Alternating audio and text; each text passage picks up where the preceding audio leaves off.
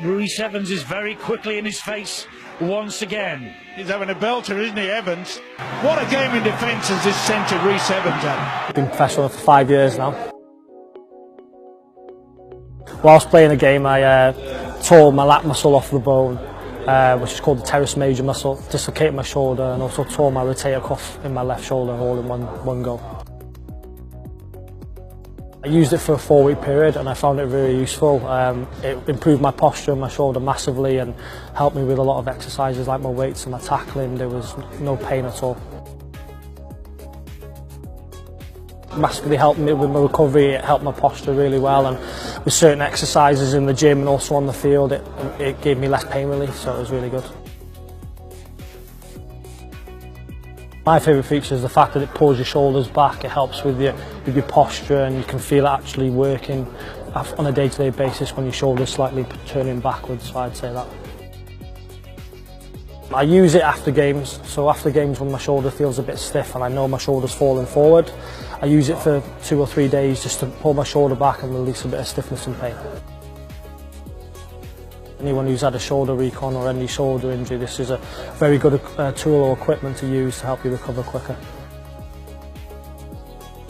I'd say you feel it within a week or two when you first usually do it. But obviously as you carry on playing and you get stiffness from time to time, within a couple of days of using it after a game, it's very useful.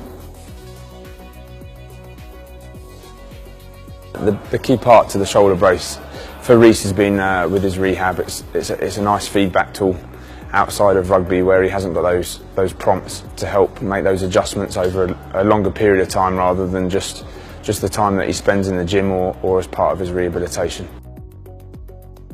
It's important that obviously all the biomechanics around the shoulder, muscle balance is as good as it can be. The forces that we start to see going through the shoulder obviously are fairly high.